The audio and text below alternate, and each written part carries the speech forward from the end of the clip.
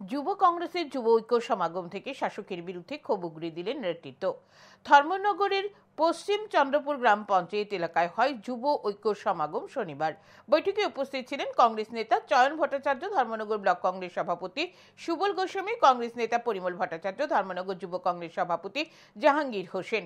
যুব কংগ্রেসের কর্মীরা বিভিন্ন এলাকা থেকে কর্মসূচিতে অংশ নেয়। কংগ্রেস নেতা চয়ন ভট্টাচার্য তেলেঙ্গানা, উড়িষ্যা সহ বিভিন্ন রাজ্যে সম্প্রতি উপনির্বাচনের প্রসঙ্গ টেনে বলেন, যেসব জায়গায় ভোটে চুপি হওয়ার সুযোগ নেই সেসব জায়গায় কংগ্রেস জয়ী হচ্ছে।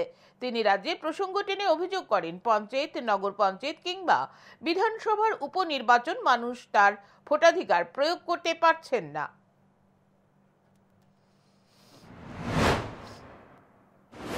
যেখানে কারচুপি হয়নি বা কারচুপি করার কোনো সুযোগ নেই সেখানে ভারতবর্ষের জাতীয় কংগ্রেস সেখানে জয়ী হচ্ছে। তাহলে এটা সমাধানটা কি?